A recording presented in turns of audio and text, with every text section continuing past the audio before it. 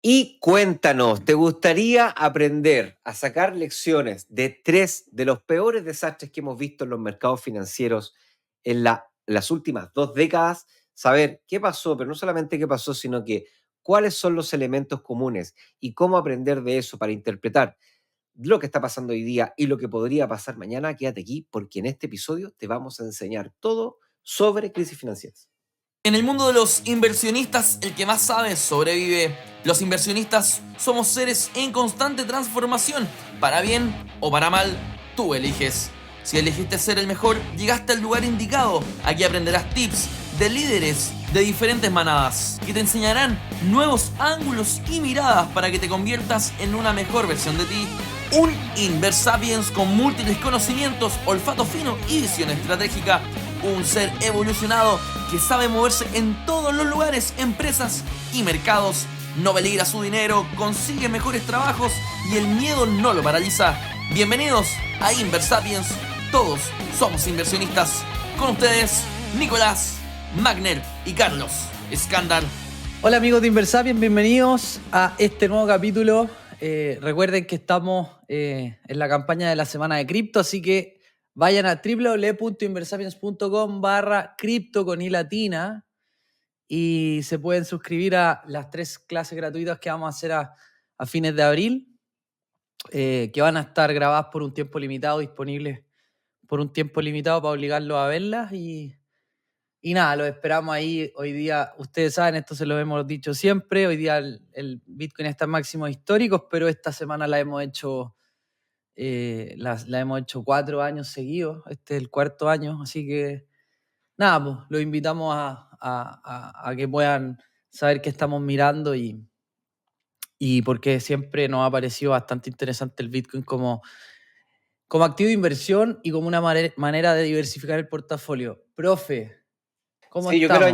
yo quiero añadir ahí que por último, yo creo que es una inversión obligada de tiempo para entender lo que está pasando y lo que va a empezar a pasar a mucho mayor escala. ¿Ya? Las transformaciones tecnológicas tienen siempre esa misma conducta. Hay unos early adapters, hay unas personas que rápidamente y tempranamente se enganchan y obtienen una gran cantidad de los beneficios, pero al final después todos terminamos subiéndonos al carro y el que peor la pasa es el que se sube al final y obligado, a patadas.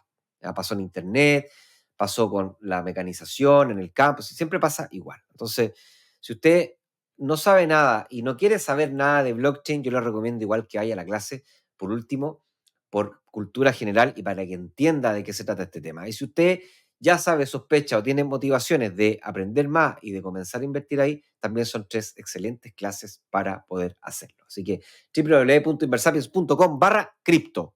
Criptos o cripto, ¿cómo es? Cripto. Cripto, Ya sin no, ese. no empecé a confundir a la audiencia.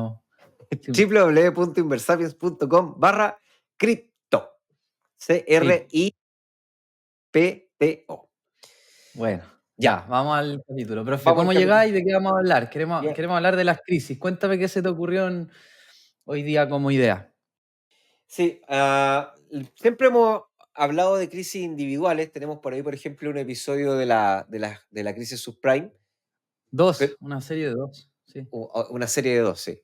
Pero todavía no habíamos hecho un episodio en donde habláramos de al menos 3 crisis O de relativamente, crisis, como global, claro, pero con 3 casos concretos, que es lo que vamos a hacer hoy ¿ya? día, para poder encontrar como factores comunes.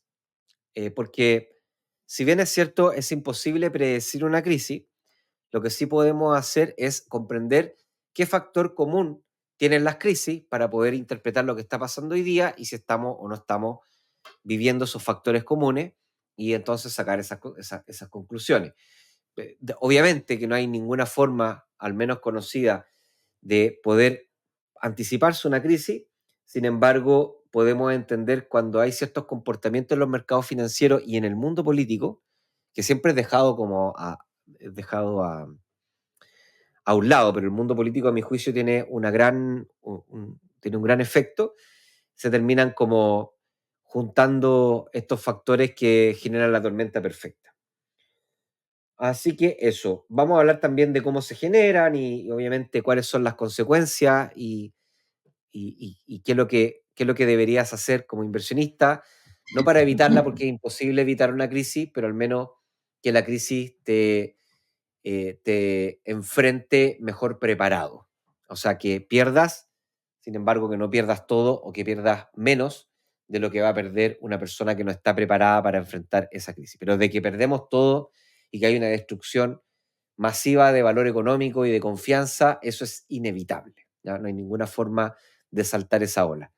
Sin embargo, hay algunas cosas que hay que tener en vista para poder estar protegidos frente a una posible crisis. Eso, Carlos. ¿Algo que agregar? No, ¿No? ¿cómo partimos? ¿Cuáles son las crisis que vamos a abordar? Vamos a hablar de tres crisis. La crisis de las .com, que se inicia por ahí en el 1997 y estalla en el 2000, 2001.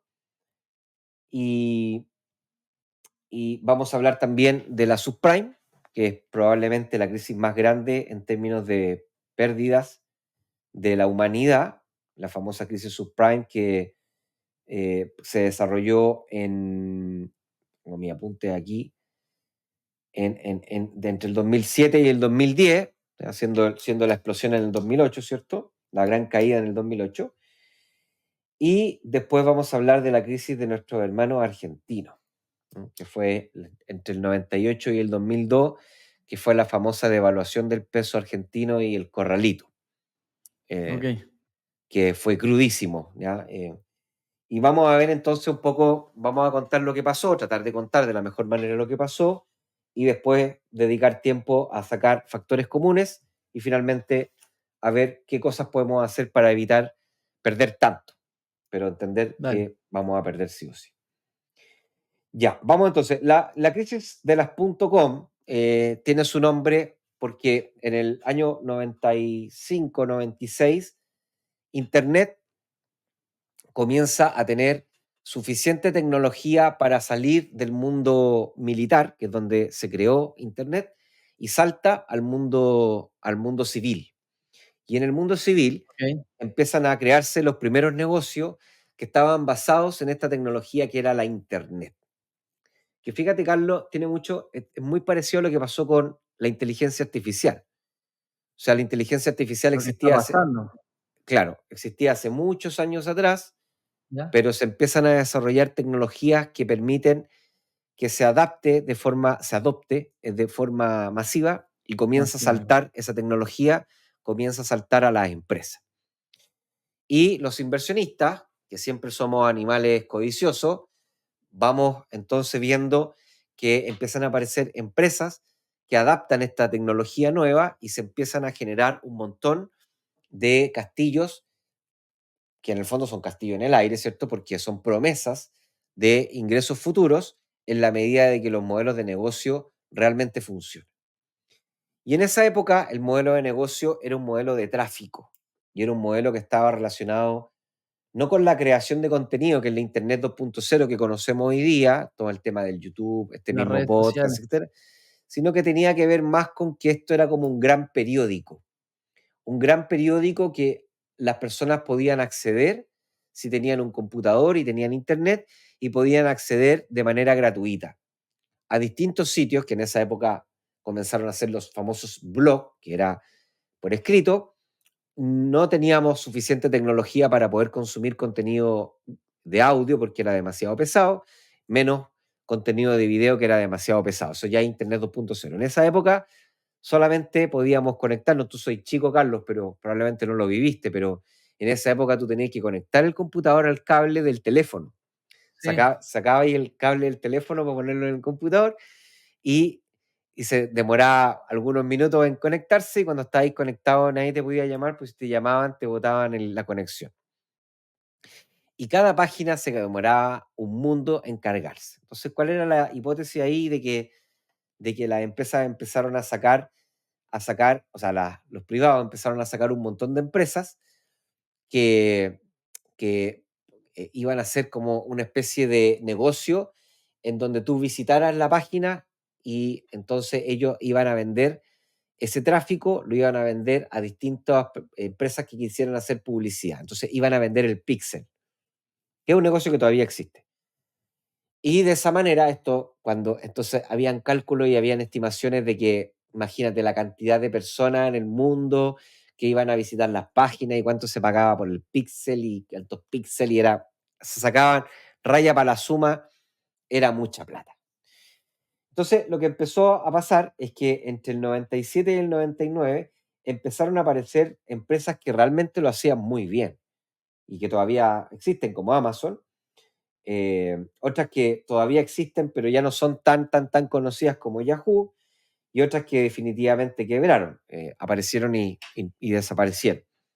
El tema es que, como todas las cosas, las modas, esto se empezó a salir se empezó a salir de lo cuerdo, y los inversionistas, ya eso del año 99 y durante el 2000, empezaron a lanzarse en picada a invertir en este tipo de empresas que tenían dos características. La primera, eran empresas muy pequeñas con muy pocos activos instalados, y además, dado su negocio, no podían ser valorizadas con los típicos modelos de flujos de caja futuros descontados a una tasa de descuento. Porque lo que pasaba era que, bueno, eran empresas nuevas, digitales, distintas, bla, bla, bla, había todo un discurso en torno a eso. Y porque efectivamente los flujos de caja que ellos estaban esperando eran potenciales, eran oportunidades de crecimiento, pero no eran flujos de caja reales, constantes y sonantes.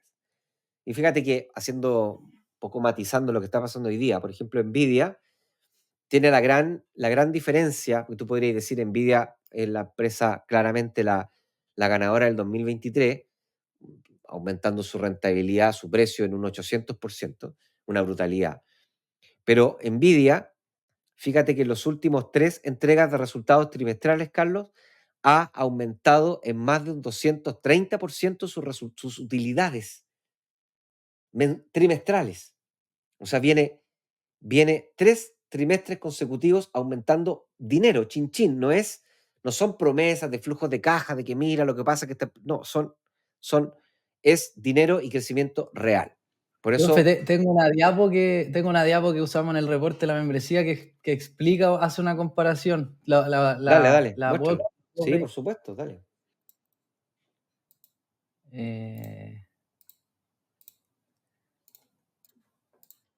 Ahí, profe. A ver, explique.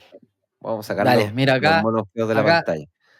que el profe ahí estaba explicando, estaba haciendo la comparación entre la crisis de los 2000, la burbuja de las .com y hoy día cómo ha subido la bolsa norteamericana. Y este gráfico un poco explica o muestra, compara cómo ha sido el crecimiento en precio de Nvidia, que es la empresa, como dijo el profe, que más ha crecido en este ciclo alcista, en el SP500, y lo compara con Cisco, que es como el símil de Nvidia en esa época, en los 2000, en los 90. Entonces, a la izquierda, profe, se puede ver un gráfico de cómo creció el market cap, que tiene relación directa con el precio. Fíjate cómo suben de una manera bastante similar. Esto está haciendo la analogía comparando peras con peras, ¿cierto? Y en precio suben de una manera bastante similar, o en market cap. Ahora, ¿dónde está una de las principales diferencias y una de las razones por las que muchos analistas, incluyéndonos a nosotros, no consideramos que estamos en una zona de burbuja hoy día? Es porque, como decía el profe, a la derecha, lo que se muestra es cómo fue evolucionando el price to earning de la empresa. Que el price to earning es el precio dividido los resultados. Entonces, ¿qué pasa? Fíjense Cisco cómo iba subiendo el price to earning. Eso significa que el precio aumentaba, pero los resultados no. Entonces, el precio que está arriba en la división, el numerador, sube y el divisor no aumenta. Por lo tanto, este cociente incrementa y es lo que se ve en la línea roja. Es decir, lo que quiere decir esa imagen es que los resultados no acompañaban la subida del precio. y el price to earning llegó a niveles de 100 en Cisco. Mientras que en Nvidia, que ha subido muchísimo su market cap porque ha subido muchísimo su precio, pero si vemos el price to earning no ha subido, se ha mantenido. ¿Por qué? Por lo que decía el profe. Porque los resultados que ha mostrado Nvidia han acompañado la subida de precio. Y esa es una de las principales razones por las que consideremos que esta gran subida que ha tenido por ahora no es burbuja. No tiene síntomas de burbuja, profe. Exactamente. Entonces, lo que estamos viendo ahí es que a diferencia de la vez pasada, acá las empresas que están sometidas a esta inteligencia artificial, ¿cierto? Que están dentro de la inteligencia artificial, sí están siendo acompañadas, se está siendo acompañada por la utilidad, o sea, por la generación de utilidad. Y eso pasa, lo que estoy tratando de explicarle es que eso ocurre porque fue ChatGPT o la empresa OpenAI en el 2023 que logró desarrollar una tecnología que permite ser adaptada masivamente. Que es, por ejemplo, algo, Carlos, que todavía el mundo blockchain no ha podido hacer. Todavía el mundo blockchain, la tecnología existe, pero todavía las personas de a pie no pueden ocupar esa tecnología de manera diaria, cotidiana. Hoy día tú te metías a ChatGPT y ya estáis haciendo cosas. Hay gente que están pagando ya suscripciones para imágenes, para, bueno, texto, video. O sea, ya hay valor de gente que ya está Claro. haciendo cosas prácticas. Tangible, claro. Pero en blockchain todavía Claro. eso no pasa, ¿ya? Todavía eso no pasa. Pero lo que va a terminar ocurriendo es que alguna empresa va a sacar una forma creativa en donde las personas van a poder ocupar la blockchain como si fuera unas piezas de Lego. Y ahí la explosión va a ser gigantesca. Que es lo mismo que pasó con Internet. Internet en esta época, la crisis de las .com, eran empresas que estaban ocupando Internet, pero no había todavía tecnología para que las personas pudiésemos ocupar de manera masiva Internet. No había hardware ni software, o sea, no había sistema operativo, ni tampoco había computadores y fibra óptica para que todas las personas pudiesen, o la gran mayoría de las personas pudiese conectarse a Internet y poder entrar a estos sitios que vendían cosas o que ofrecían esta publicidad. Entonces, esta gran Profe, fiebre, ahí, ¿sí? pero ahí, o sea, si estamos hablando de las características de las crisis, creo que una podría ser esta, que es que Exacto. la subida de precio de los activos financieros no está acompañada por resultados, por fundamentos. Y no están acompañadas por fundamento porque hay una extraordinaria Historia, codicia dice. que no está fundamentada con dinero real puesto en la caja, sino que está fundamentado por una promesa de dinero Promesa, futura, ¿ya? claro. Y creo que esto sí puede ser un factor preocupante, por ejemplo, en el mundo cripto, porque en el mundo cripto hay una codicia y hay una promesa de valor de largo plazo, de mediano plazo, pero todavía no hemos podido ver empresas que estén ganando dinero utilizando blockchain. Entonces, por ahí hay que tener cuidado. Eso no significa que no haya que aprender y que invertir, sino que hay que aprender y obviamente hay que hacerlo con una proporción del dinero y no con todo tu dinero, ¿ya? Después de eso, después de que esto llegó a niveles inimaginables, como mostró Carlos ahí en el, en el gráfico, el Nasdaq llegó a superar los 5.000 puntos en marzo del 2000. Y después, como todas las burbujas, porque la definición de burbuja es el reventón, o sea, pasó, digamos, antes, para que se entienda, estábamos en como 130 puntos en el Nasdaq en el ¿En 95, qué año? Claro. en el 95, entonces en el 2000 superamos los 5.000. Y esto es lo increíble, o sea, nos demoramos 5 años en pasar de 1.300 a 5.000 y después nos demoramos menos de un año en pasar de 5.000 a 1.100 puntos. O Sí. sea, fue un reventón brutal y gigantesco, ¿ya? Ahora, para terminar, un ingrediente que nunca, o yo pocas veces lo he escuchado, y que es parte de un ingrediente importante, es que acá la Fed estaba metida, tenía sus garras metidas o tenía sus cosas metidas dentro de esta historia. Y es que Estados Unidos, producto de políticas monetarias hiperexpansivas, ya estaba bailando con las tasas muy bajas del mercado, haciendo entonces que el dinero tuviese un muy pequeño coste y por lo tanto eso también alimentaba a la burbuja porque los inversionistas codiciosos, irresponsables, obviamente también tenían dinero más barato para poder invertir y todo el mercado de renta fija, ¿cierto? Como, digamos, como posibilidad para complementar la inversión, tenía una tasa muy baja. Así que todas estas cosas se alinearon para crear la tormenta perfecta y, y de eso se trata la crisis de las .com. O sea, igual estaba bajo para lo que venía haciendo, pero no estaba tan bajo Todavía no como llegaban las vimos. tasas cero del 2008, No. exacto. Claro, estamos, porque estoy mirando acá en el 98 llegamos al 4,75, el 99. Pero claro, es que uno dice, bueno, pero es que cómo venía antes, en los 90 estábamos al 7,5. Voy a graficar mejor. Dale. Voy a presentarle. Me avisan si se ve, pero fíjense cómo acá se ve la tasa de Estados Unidos desde los 70. Claro, entonces si uno mira los 90, era una tasa baja para lo que veníamos en los 70 y los 80. Claro. Que la tasa promedio probablemente haya estado en el 9, en el 10%. En los 90 llegamos al 4,5, al 5, 4,75, que era una tasa mucho menor que la que veníamos mostrando años anteriores. Y bueno, y lo que vino después de la crisis, que fue en los 2000, fue ahí empezar a ver por primera vez tasas cercanas a niveles de cero. El 2003 alcanzamos el 1%, después empezó a subir de nuevo, vino la crisis subprime, me estoy adelantando un poco, y llegamos al 0,25. Y ahí nos acostumbramos un poco a las tasas cero hasta el coronavirus, hasta posterior al coronavirus. Exactamente, sí. Y fíjate que están relacionadas las dos crisis, ¿ah?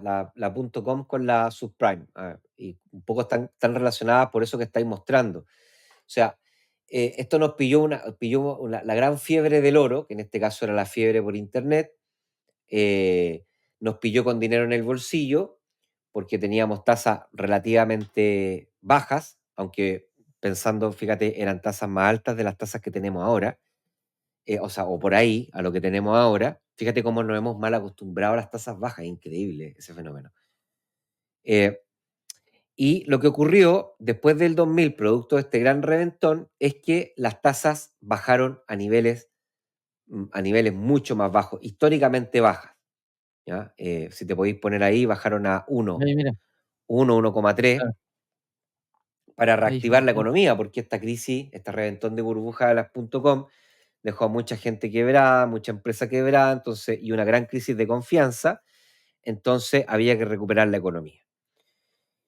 Y para recuperar la economía se bajó la tasa, pero además se empezó a dar más permiso para que los bancos pudiesen hacer más negocios dentro de la economía.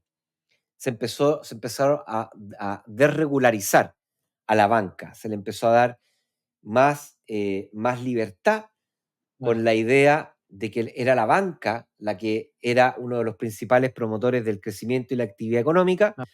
y entonces dejándola libre y al mismo tiempo bajando las tasas, podíamos reactivar la economía. Y fíjate que fue algo que Creo que funcionó. Dale. ahí es bacán lo que tocáis, porque en realidad que el dinero fluya es muy importante para el crecimiento económico.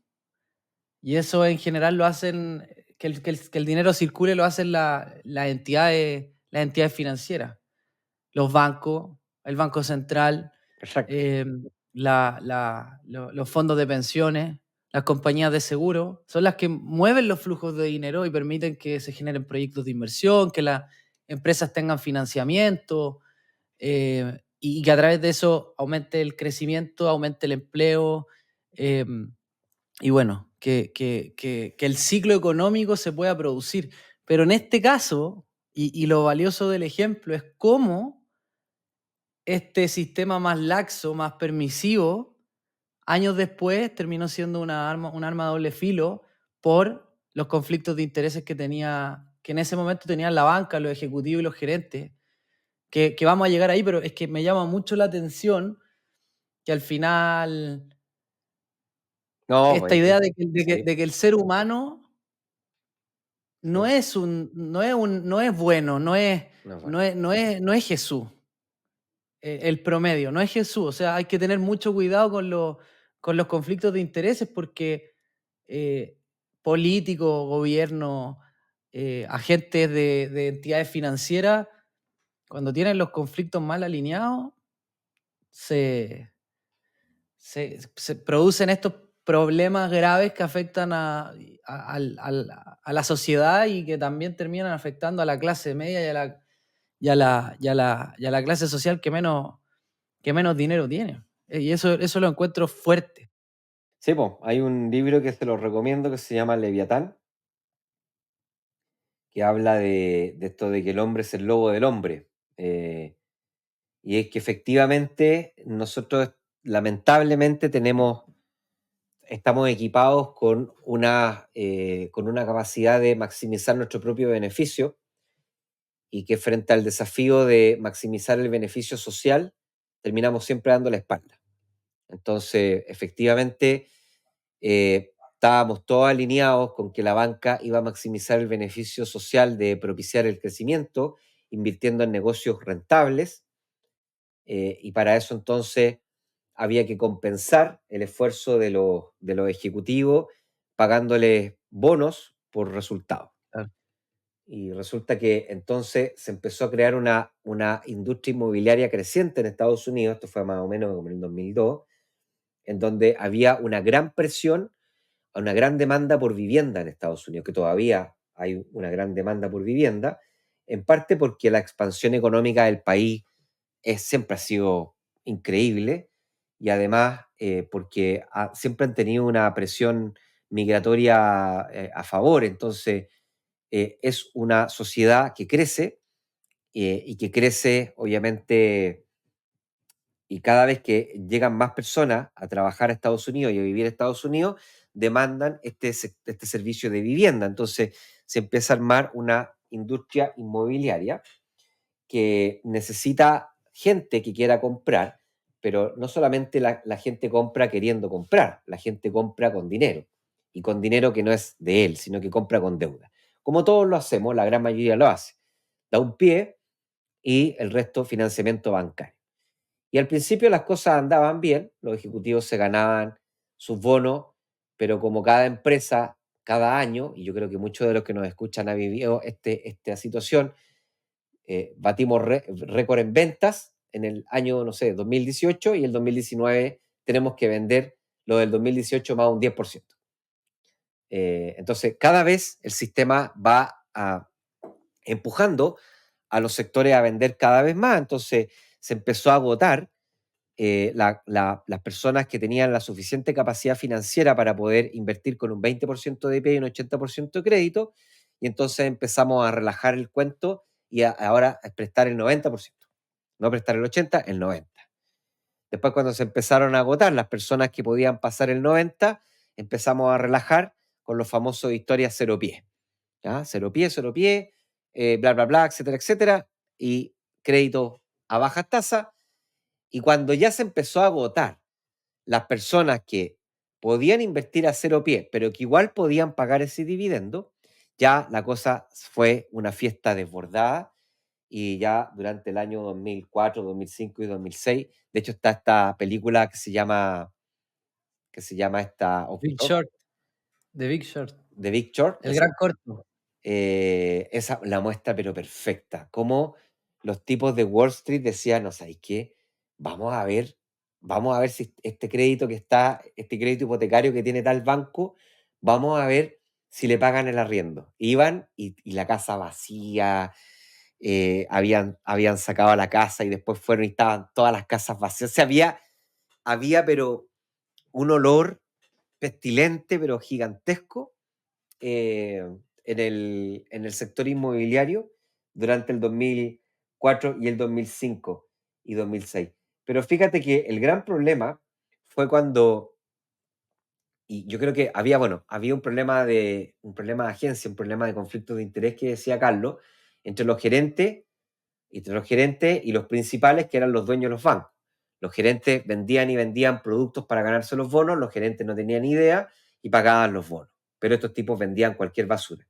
Y para desocupar sus cuentas por cobrar, digamos, morosa, los empaquetaban en productos financieros y se los vendían a los inversionistas a través de todo el mundo. Entonces así desocupaban el cesto de deuda que jamás iba a ser pagada y la volvían a llenar con más. Pero esto, fíjate, y con esto te doy paso, Carlos, esto se podría haber evitado si es que el sistema hubiese funcionado, que es el sistema de las estas acreditadoras de riesgo, de las empresas que evalúan el riesgo, de las grandes empresas auditoras. Y no fue así. O sea, las empresas auditoras que son pagadas por los bancos tenían que evaluar a los bancos y sabiendo lo que estaban haciendo, muy parecido a lo que pasó acá con, con esta cuestión de la Polar, sabiendo lo que se estaba haciendo, se callaba, porque era mi cliente y porque me iba a dejar de pagar la cuenta. Así que, por tanto, se cayó durante mucho tiempo hasta que el 2008 hubo ya algunos bancos no pudieron sostener el no pago y empieza la primera caída de un tremendo banco que fue Lehman Brothers en 2008 y eso ya vino un contagio gigantesco, un efecto dominó y todos los bancos empezaron a sincerar. La Fed en esa época no logró sostener a los bancos, eran demasiado grandes, era demasiado grande la crisis y esto se vino al suelo de manera gigantesca. Carlos. Profe, solo para complementar, cuando tú decías ahí, oye, mira, cuando vino la crisis de los 90, de los 2000, de las .com, se tuvo que ser más laxo con la restricción a los bancos para que pudieran fomentar el crecimiento económico. Y mira lo que pasa después de los 2000, de iniciados los 2000, con los permisos de construcción en Estados Unidos.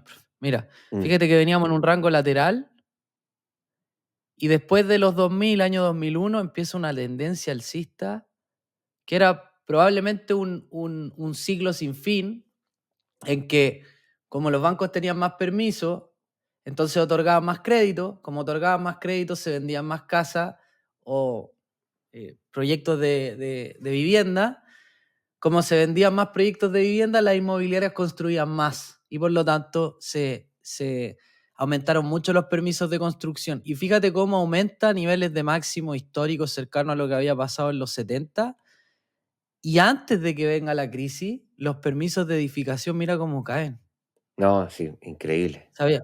Hubo una alerta impresionante en los permisos de edificación, que ya para el 2008, cuando ya se desató la crisis, Fue de llega- septiembre. claro, llegaron a los mínimos históricos de permisos de edificación. Deja ver si encuentro el precio de la vivienda. ¿En price? Mira, aquí, este era el precio de la vivienda, este es el precio mensual, es como un IPC mensual del precio de la vivienda en Estados Unidos. Fíjate cómo subía. Todos los meses subía. 0,5. Pero incluso fíjate que la tendencia del crecimiento mensual era alcista. Eso quiere decir que si uno pudiera mirar esto en una especie de precio como la UF, esto sería un gráfico con una subida brutal. Y fíjate lo que pasa ahí por cerca del 2005, antes de la crisis subprime, hasta que viene la crisis subprime y esta cuestión se va y los precios empiezan a caer casi todos los meses. Exacto. Sí. Entonces, ¿qué es lo que pasa? Bueno, hay un efecto contagio. Esta crisis es distinta a la de las .com, no porque, o sea, es igual porque hubo un tremendo ajuste de todas las bolsas, sino que fue más grave porque esta fue contagiosa, no solamente dentro de la banca norteamericana, sino que esto contagió a todas partes del mundo. Incluso Chile entró en crisis en el 2008, salimos rápido porque teníamos un superávit fiscal. Ese superávit fiscal había sido construido en los gobiernos de la Concertación, en los gobiernos de Frey, en los gobiernos de Lagos, se habían construido esos superávit fiscal, nadie lo dice, y claro, a Bachelet uno le tocó enfrentar este problema y lo pudo enfrentar de buena manera porque tenía superávit fiscal. Sí. Si hoy día llegásemos a tener una crisis así, olvídate. The Walking Dead. Así Santiago de Walking Dead. Habría que salir a sobrevivir ahí matando zombies.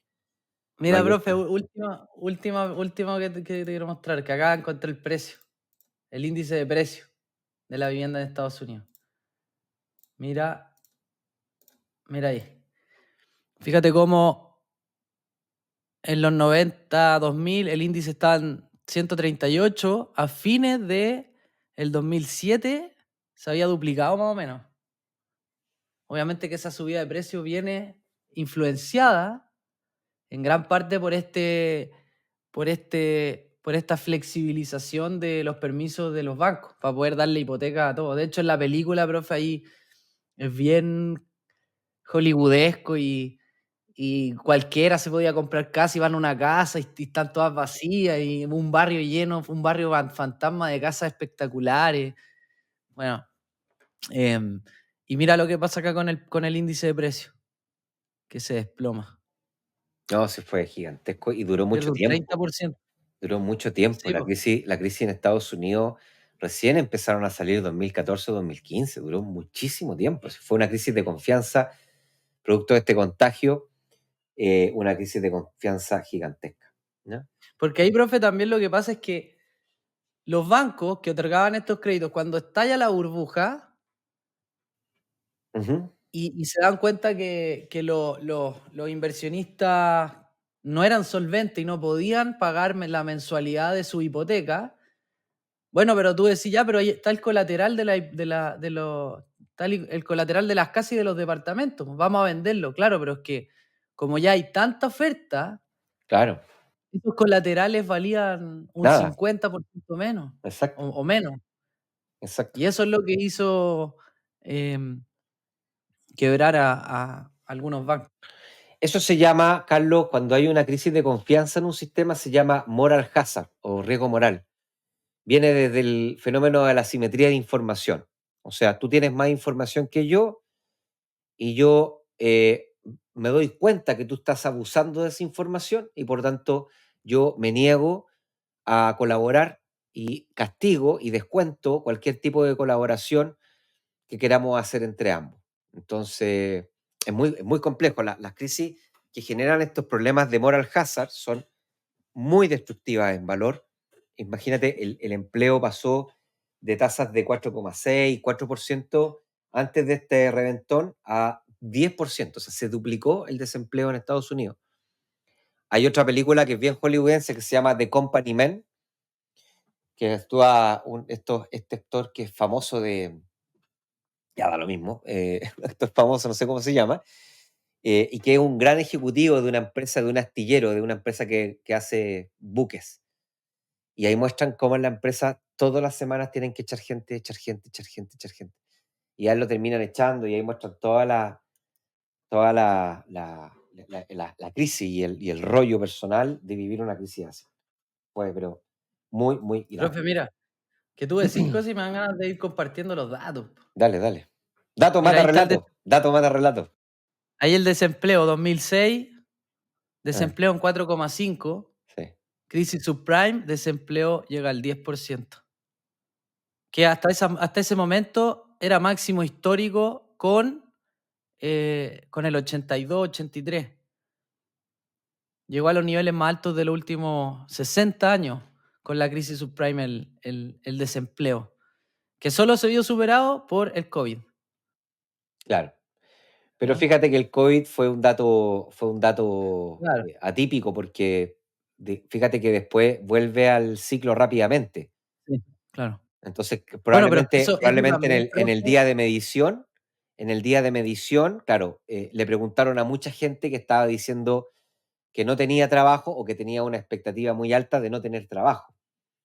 Y por eso salió tan alto ese dato. Pero fíjate que después el dato normalizado vuelve otra vez al canal normal pero entre 3 y profe, 5%. ahí tenemos otra conversa, porque producto de la crisis subprime, uno de los resultados para activar la economía, producto de la quiebra de Lehman Brothers, fue permitirle a la Fed Sí, po. Por políticas eso no te digo, convencionales. eso es lo que quería decir, que después de una crisis, la buena noticia es que salimos, la mala noticia es que seguimos ¿Cómo? acumulando malas mañas, malas prácticas. Después de la subprime, acuñamos la mala práctica de la tasa casi cero o muy baja, y después de la subprime, acuñamos la maña de imprimir dólares. Y esa maña de imprimir dólares se multiplicó muchas veces después de la crisis del COVID, que no es una crisis financiera, por eso no la estamos tocando acá. Profe, Ahí, dale, muestra eso. Eso está aquí bueno. está, este es el balance de la Reserva Federal y tiene relación con el estímulo, con la liquidez que otorga el mercado. Y fíjense acá el salto que da después del 2000, de la crisis del 2008, que más que se duplica el estímulo. Y ahí no para de crecer, po. Tiene un periodo entre el 2015 y el 2020 que deja de crecer, incluso decrece, viene el coronavirus y todo lo bien que se había hecho un par de años se va a la B y llegamos nuevamente a máximo. Ahora está decreciendo de nuevo, pero estamos en niveles tan altos que esto también es parte de que hoy día el desempleo en Estados Unidos, voy a volver al desempleo, es parte de que el desempleo, este estímulo monetario por parte de la Reserva Federal, hace que este desempleo, que llegó al 10% el 2008, baje gradualmente hasta llegar a niveles de pleno empleo cerca del 3-4%. Viene el coronavirus, llegamos al 15% y Pero ese es viene un de nuevo error, el estímulo ese monetario. 15, Carlos, es un error de medición. Ok, pero llega al 8, en agosto del 2020 llega al 8. Claro. Y vuelve a caer al 2, al 3-4%, producto de, mira, comparar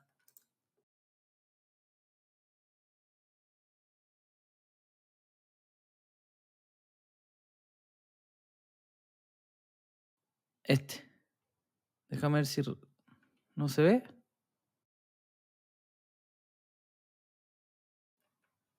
Ahí está. Claro. ¿Te fijáis que Mm. sube baja el desempleo? Sube baja el desempleo. Entonces, yo creo que también aquí la moraleja es, bueno, también hemos podido salir de las crisis, pero ¿a qué costo y qué cosas irán a pasar en el futuro? No tenemos idea. ¿Qué efecto pueda tener todo este estímulo, No, toda esta es que deuda del esto es gobierno? como, se parece mucho como un efecto, como un enfermo que te empieza como a acostumbrar a la heroína, ¿cachai? Como que cada vez, para que funcione cada vez, hay que ponerle más, más cosas para que la cosa ande funcionando, hasta que va a llegar un punto en donde no sé si no va a dar más o va a haber una revolución tecnológica tan grande que nos va a subir de escala. Que eso también puede Claro. pasar. ¿Mm? Eso también puede pasar. Que fue como, por ejemplo, el gran debilitamiento del crecimiento en el siglo XVIII, pasaba lo mismo, y se inventó la máquina de vapor. Y eso puso otra vez a la economía en una base para seguir creciendo. Eso también ocurre. Profe, ¿y cuáles son las moralejas, los aprendizajes de estas crisis, tanto a nivel global, macro, como a nivel inversionista? ¿Qué es lo que puede aprender un inversionista con esto? O sea, hay una tercera crisis que va a cerrar el cuento, que Argentina. Argentina Voy a buscar 98, al tiro los datos. Argentina 98-2002. ¿Ya? Argentina, para ponerlo en contexto, Argentina durante la década de los 80 y parte de los 90 era una potencia mundial, estaba dentro de los países más grandes del mundo, ¿no? Para que lo pongamos en su debida posición. Sin embargo, como todas las economías emergentes y la gran mayoría de las economías, estamos esclavizadas al dólar.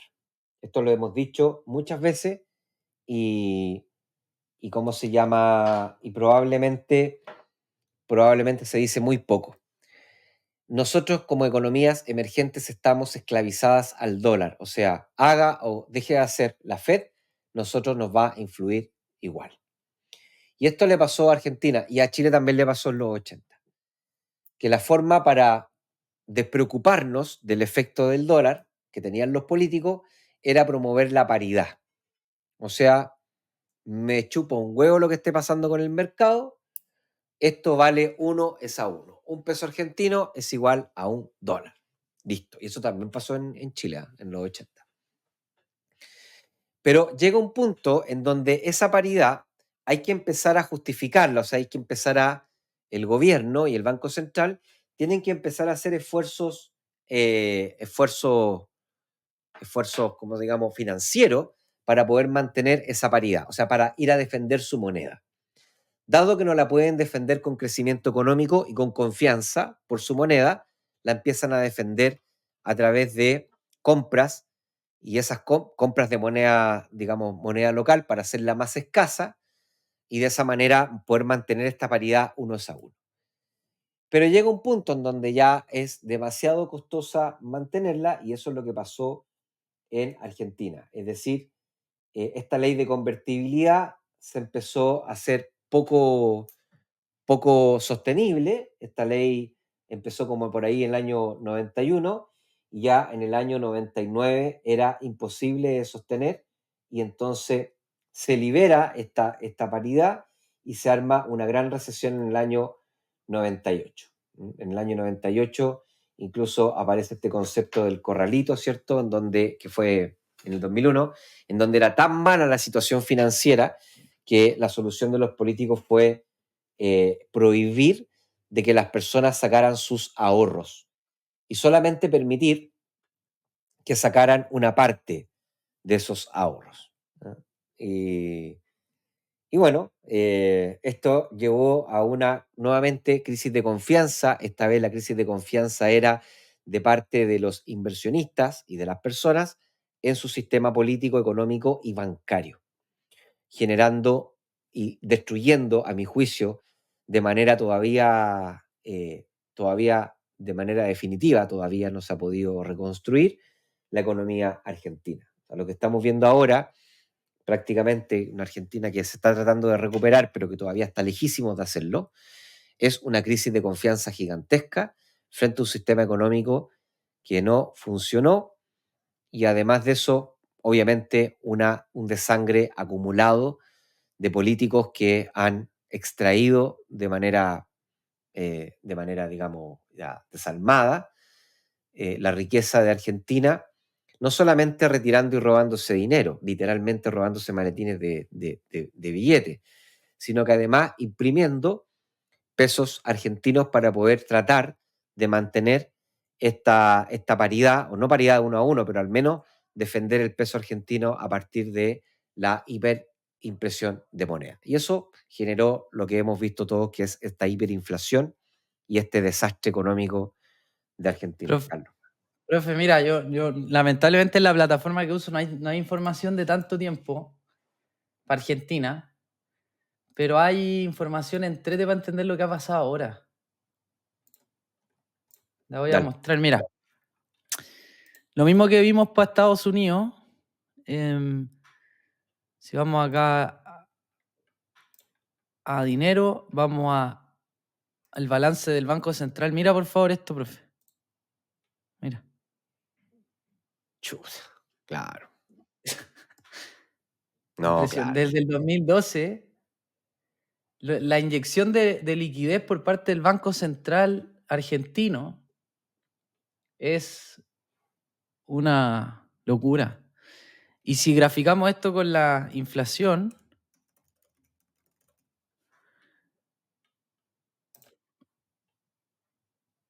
voy a poner 10 años nomás porque ahí mira, son casi iguales. Y la diferencia que hay en Argentina con el resto de países de la OCDE es que Argentina tiene un banco central que no es autónomo, entonces el gobierno de turno decide cuánto dinero se imprime. Y lo que ha pasado es que con sus planes sociales, para poder captar votos, han inyectado tanta liquidez que no terminan, que lo único que terminan haciendo es generando inflación. y un país cada vez más pobre. Sí, sí. Haciendo un resumen de los factores comunes para no quedarnos sin tiempo, yo creo que hay dos grandes, digamos, o tres, cuatro, perdón, cuatro factores comunes que siempre están presentes en la economía, en los sistemas económicos, en los sectores industriales, en los mercados financieros y en las reuniones de seres humanos. Son imperfecciones que tenemos que aprender a gestionar. Y cuando nos ponemos irresponsables y no gestionamos algunas de esas imperfecciones, se termina incubando una gran crisis. ¿Ya?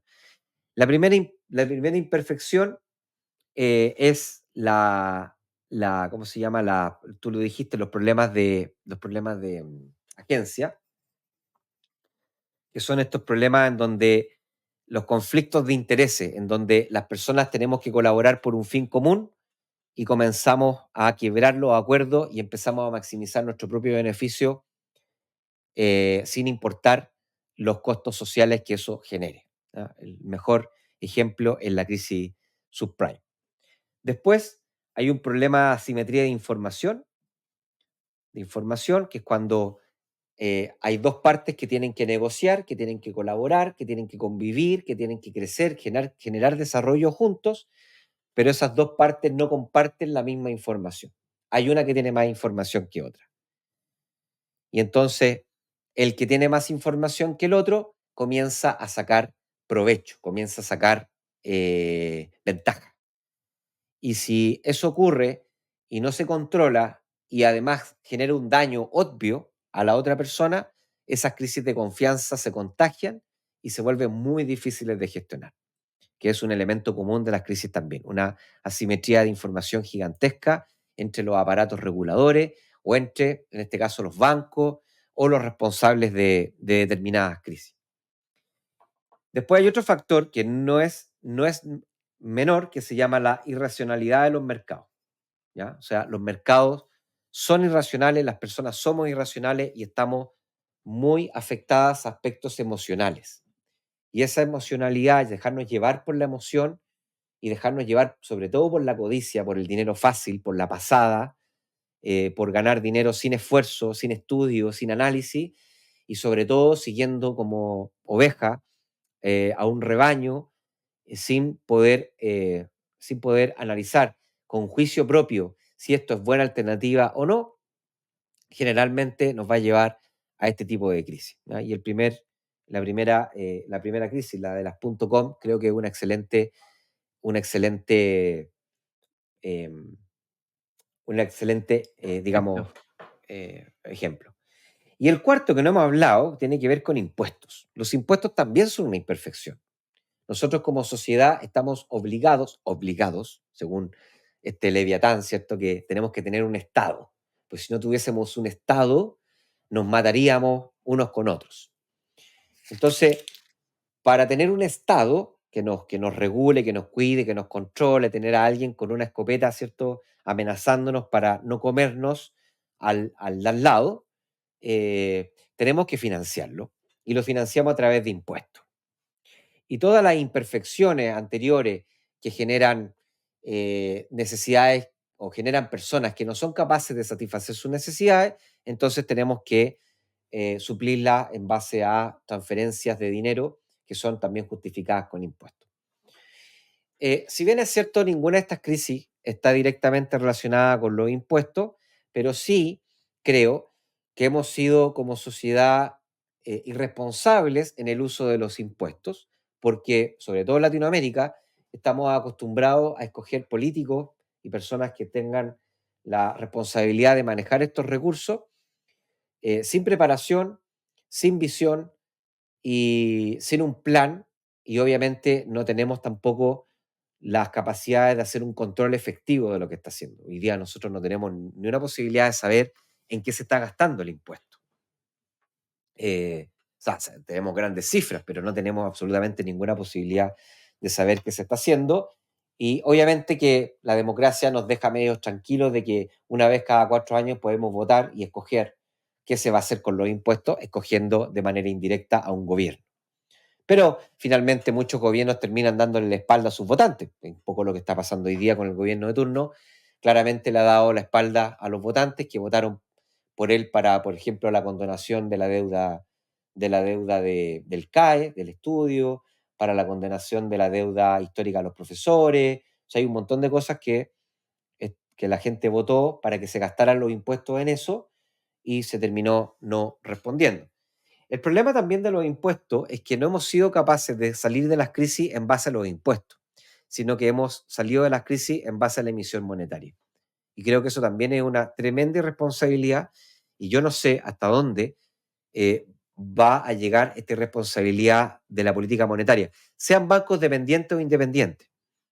Todos los bancos en promedio, a mi juicio, han tenido episodios de irresponsabilidad monetaria y yo creo que ese es el ángulo de crecimiento del mercado de las cripto, que se están volviendo populares porque de alguna forma se transforman en un sistema descentralizado que es opcional a este sistema bancario y de banco central, ¿cierto? Que en la mayoría de las veces funciona, pero de repente se pega unas tremendas distorsiones y, y generan todos los problemas que hemos vivido, sobre todo ahora en los últimos años de hiperinflación. Así que te diría que esas son las 4 cosas. Es difícil y imposible, a mi juicio, tomar decisiones que te aíslen de esto, pero siempre la recomendación, siempre son las mismas. Aunque sean sencillas, son muy inteligentes. Acostúmbrate a vivir con menos. Trata de ganar la mayor cantidad de dinero sin hacerle mal a nadie, por supuesto, sino que siendo una persona honrada, honesta, pero fórmate, trata de hacer mejor tu trabajo, emprende, aprende a vender, trata de buscar más clientes, sube tus precios, vuélvete una persona más valiosa y genera más ingresos. Y que ese aumento en los ingresos no venga acompañado con más gastos, sino que trata de vivir una vida contenta, satisfactoria, pero ojalá lo más austera que sea posible. Ese ahorro aprende a invertirlo para que luzca, para que valga la pena, para que se multiplique. Y nunca, nunca, nunca le den la espalda a la diversificación. Puedes hacer, por ejemplo, invertir en criptomonedas, puedes invertir incluso en trading, que son cosas que son, o en startup, que pueden ser cosas más riesgosas, pero hazlo con un presupuesto pequeño y controlado, porque frente a una crisis y a un gran evento de volatilidad, esos instrumentos, digamos, son los más fuertes en caída. Entonces, si tú tienes, por codicioso, tienes todo tu dinero puesto ahí, lo vas a pasar muy, muy mal. Tienes que tener una buena distribución de tu patrimonio.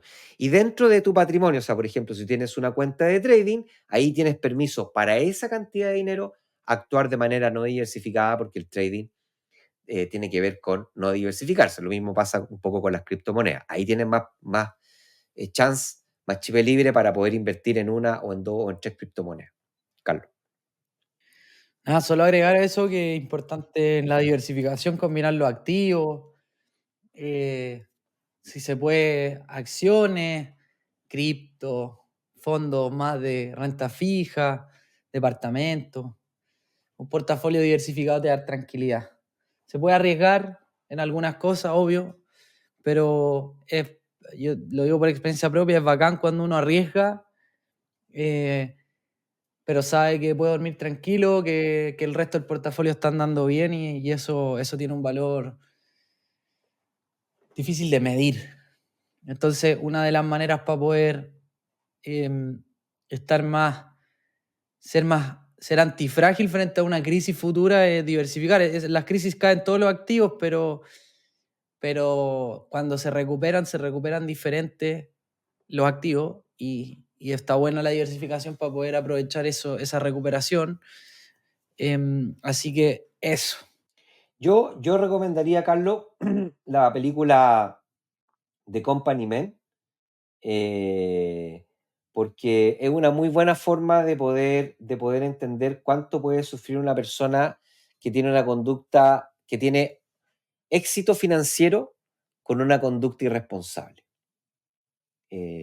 Porque el éxito financiero, es decir, el éxito, tiene un tremendo cargo, un tremendo puesto, mucho ingreso, un ejecutivo así de MBA de Estados Unidos, un crack, pero lamentablemente con poca formación financiera y con una mala conducta, con malos hábitos, lo puede pasar extraordinariamente mal. Así que véanla, The Company Men, está en YouTube. Así que ahí véanla y háganse la idea de lo que les estamos diciendo. Eso sería. Listo. Sin más ni más, un gusto, Carlos, haber compartido contigo. Como siempre, un gran saludo a la audiencia, que lo pasen muy bien, disfruten y nos vemos en otra semana con tu podcast de inversiones llamado Inversapiens. Chao. Chao.